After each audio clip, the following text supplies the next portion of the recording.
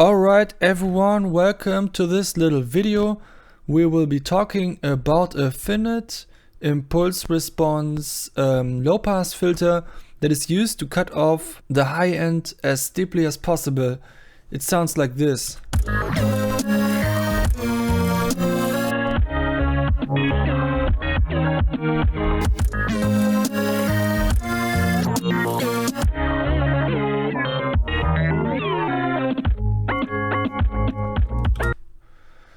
So yeah, as you can see, we have a lower limit of minus 170 decibels, and let's turn it up until the aliasing is not seen anymore, or whatever you call these artifacts.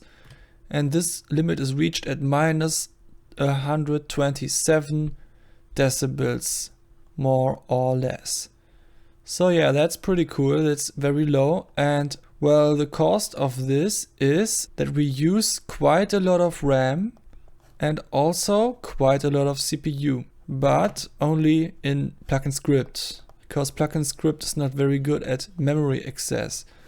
But first of all, check out the performance the way it is here. We are right at the edge, but when we see, we can lower this value and it will soften that a lot, and you will see it can work a lot better than that even. It's good enough for this test bench. By the way, this is the frequency and this is the bandwidth, which would be like the Q factor. It describes how big the range is of hertz that it takes from the highest point to the lowest point.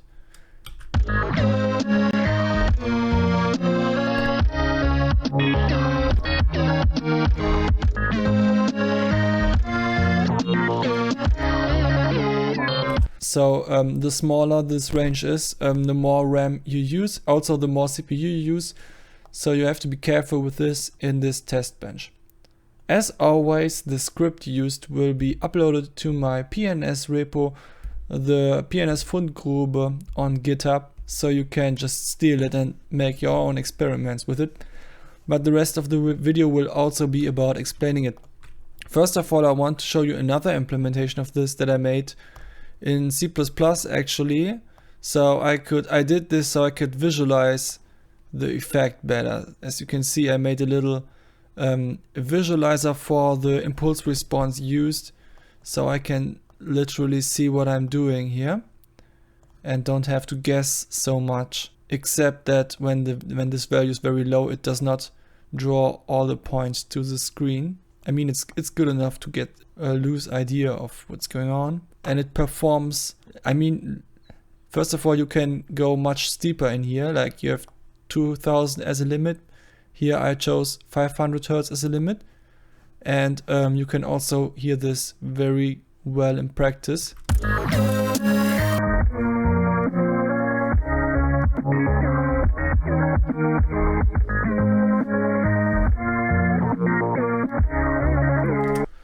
So yeah, you also see another parameter here, which is the windowing function used. I didn't add that to the PNS script yet, but would make sense to have it there too. And this will make a difference too.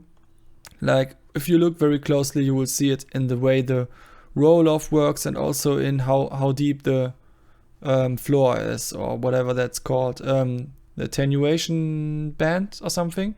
I'm not very good at the terms yet, sorry for that. You have to read the resources. However, this is how it works, and it has a really good performance if you don't go as deep as that. Check this out.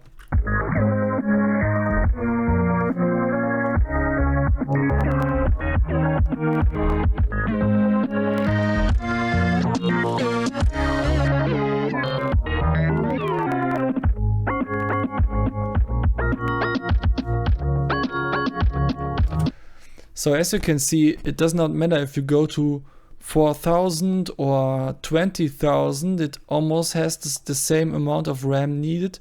Only when you go lower than that, it suddenly jumps up pretty quickly. So that's pretty cool. You are very flexible with this. And you can also see why it takes more RAM and CPU, because it has the impulse response has more points now. So, okay. So I wish I could make something like this with this nice little visualization for PNS as well, but I'm not very good at this whole QML stuff. Yeah, okay, so let's check out how it works. First of all, I put a link up here so you can see where the idea comes from. This is an article, and I basically just wrote it all down what's here and also read the text so I understand it. And I will explain it as good as possible soon, but you can also just read this article if you need any further explanation. We have the frequency parameter and the bandwidth parameter, both in hertz. We have some constants.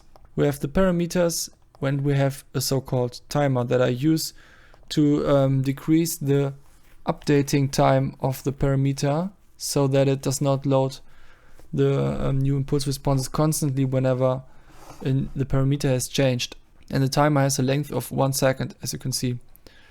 We have an impulse response called Sinc filter, and we have two convolution objects that will convolve the Sinc filter for the left and the right channel. And I also added a little boolean testInInit, and what this does is if testInInit is actually used, then we can make the Sinc filter here instead of using all this. And it would also mean that we don't process any audio. So this can be used if you just want to check out how this method works, which will we be looking at very soon. And if this is false, then it will just normally process the audio, and which means that we process the parameters. Then we say if the Sinc filter has no size, no taps in the impulse response, then we return. And else we can obviously do something, which is processing this stuff with the Sinc filter and the correct channels. Yes, this does not check if it's actually stereo compatible, but you know, I don't care for this example. Process parameters. If anything has changed, then we put the new values in there and set the timer to 0, but we don't change the impulse response yet. Then this is the same now. So we go for the next block, we go into this.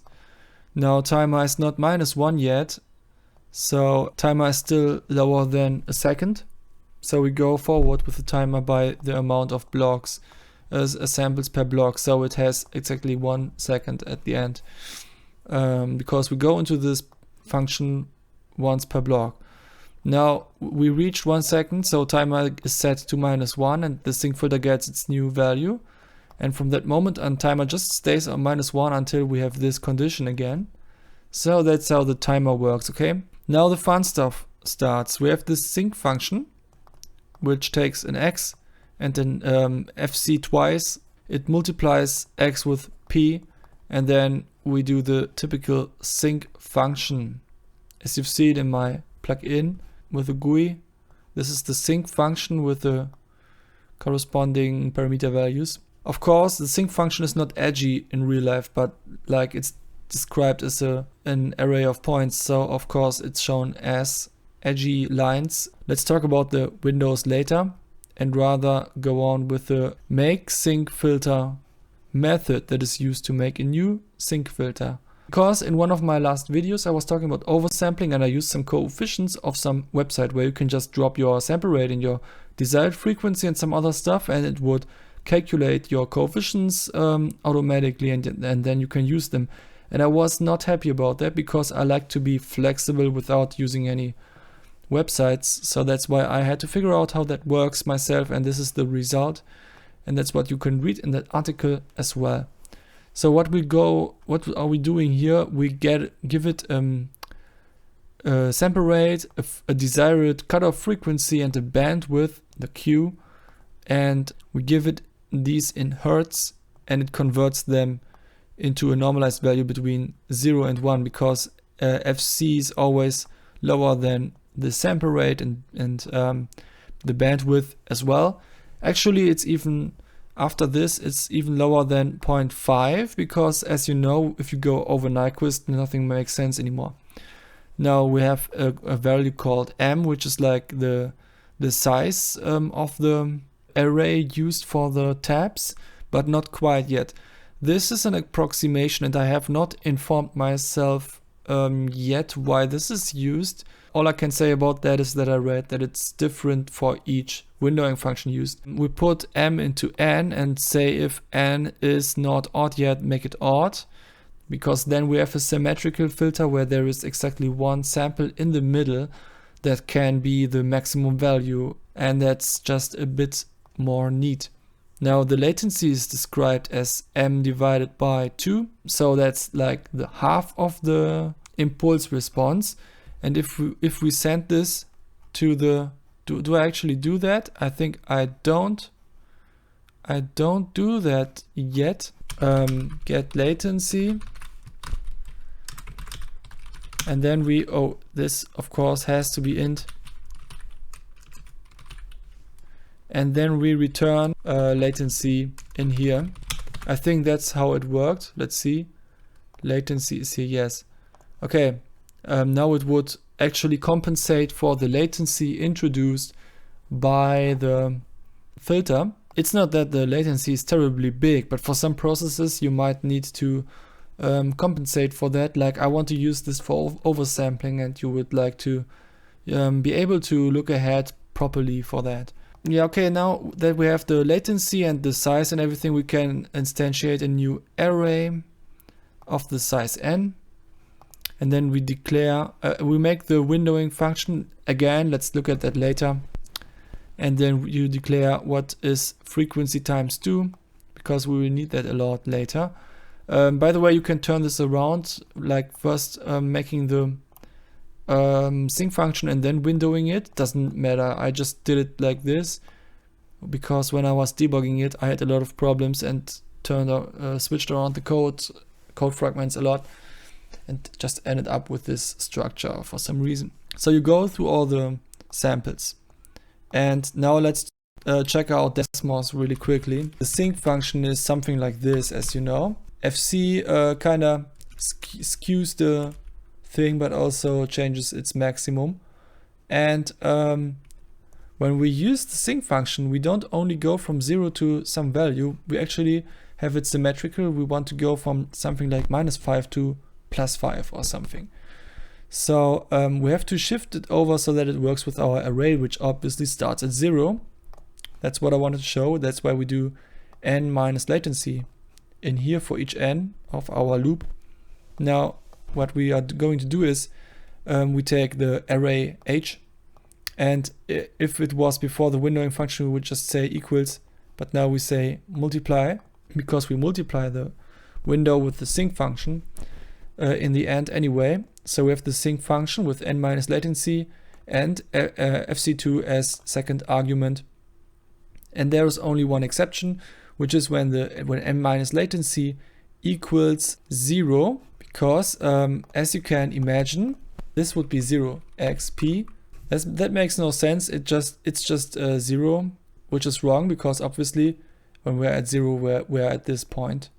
And this point turned out to be exactly fc2. That's something that I couldn't find in the article that I read, so really be careful about this one. Then you can optionally normalize the coefficients so that the sum of all coefficients is 1. If you don't do that, that's okay. I debugged this a lot and found out that it's usually revolving somewhere around 0.95 or 1.0 or something. So it is pretty close to 0 to 1 anyway, even if you don't do this. But this makes it a little bit more precise even. One other thing, if you use my script, you can use this little debug function that I made here to check out what's actually going on in the coefficients. Let's reload the script and play it back. And now we can click here and we see, okay, it did multiple times because I changed the parameter, but actually it lights up very nicely and shows me which is which impulse response, and we can check if it's symmetrical. We can check the values. Yes, it is symmetrical. We can see where is the middle point of it, which should be the highest value. Maybe it's this one, because it's going down. No, this is not symmetrical. It must be somewhere else. This should be it. Yes. Okay, so that's how the debugger works. How you can use it. Now we return an impulse response with the array and the latency, so the impulse response knows about its latency in my implementation, which only makes sense for symmetrical impulse responses, like in this particular example, a Sinc filter. I have not informed myself yet about high pass filters or notch filters or anything, so it might make sense for these types of filters too, but I certainly read that it only makes sense for symmetrical ones. So I don't know if they are symmetrical, and if you want to do anything else than symmetrical filters, then this doesn't work like that anymore. So be careful. Now what is an IR, an impulse response? Easy, it is just a bunch of tabs, a latency and a size. Now what does the Convolution-class do? Well, it just gets the block data, it gets the impulse response and the current channel. Then it checks if they are the same, and if not, then the buffer will get a new length, which is the same as the impulse responses size. What kind of buffer is that? It is a ring buffer, because obviously you have to, in order to process convolution, the processor has to know about a bunch of samples from the past, and this always the same amount. Then the impulse response, so you can multiply each of the impulse response coefficients with one of these delayed samples to get the result. That's basically the concept. It's really easy to understand. So you go through all the samples, then you go on with your write index and you put a new value into the ring buffer. Then you make a new value y. Y stands for output in here, and you declare a read index which starts at the same value as write index. Then you go through the whole impulse response and add something to y, which is the buffer times the impulse response at this position. You go backwards with the read index, of course, because you go into the past, and yeah, then you add it to the current sample, or you replace the current sample with it actually. So it is really easy, but still computationally heavy, which makes it very fascinating, but at the same time neat. So what is this Hamming and Blackman window stuff doing? As you remember, we used this to add a window function. So, well, that's just two different windowing functions that, according to some papers, like this webpage, are often used to make FIR filters. By the way, this article was also very great. I also love the way it was written, sometimes even funny, but also informative as fuck. So, wow, I think I will even buy this book. I'm a bit stunned. And it has these nice graphics, multiple pages of information about just this topic, really nice. But also this article didn't give me the answer about what to do with the case 0 in this impulse response. I don't know why they didn't add this, because apart from that, this is just great. And it also showed the difference between the windowing functions. So yeah, pretty cool stuff. And that's where I got these windowing functions from. So I'm not sure why they are written like this, like why there is 0.08, whatever. It's, I guess I could just Google that sometime, but it's just like that. We have to live with it. Okay, so now in order to finish our findings, we will have to look at the different windowing functions, and in order to do that, I will use this implementation because I can go lower with the bandwidth and stuff. But as you've seen before, this bandwidth that low is quite computationally heavy, so it's not a very realistic example. But you should still see it just because it just shows an interesting point. First of all, just look at it very closely. Look at the slope of the roll off and the how deep the noise gets or something.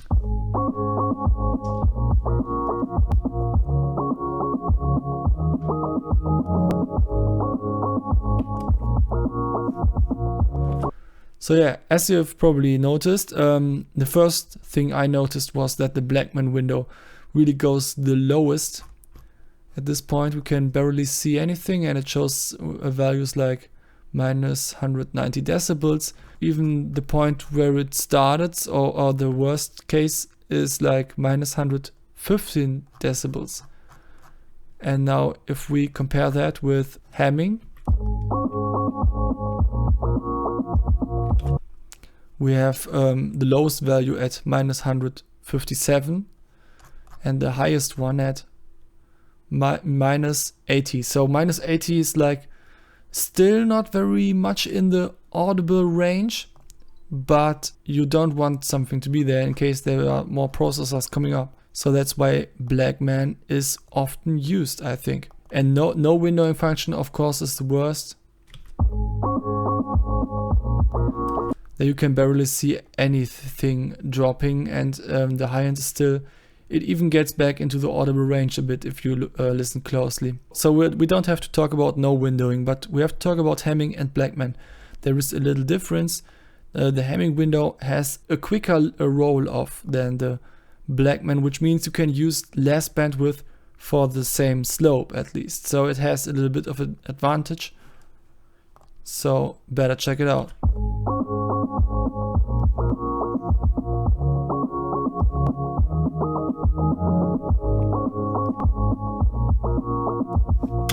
Okay, so now in conclusion, I think we can say that finite impulse response filters are very tricky to handle because they have quite some RAM and CPU consumption, and I guess there are more elegant ways to solve problems like that, but I mean it's a rather easy way to make a filter, and it works very well and it's stable. It won't, like some of these B-cut filters can be a bit dangerous if you modulate the cutoff. They can like suddenly start to scream and stuff. It's also good that we can easily implement steepness with these types of filters, and also we can also be very precise about how the steepness should be.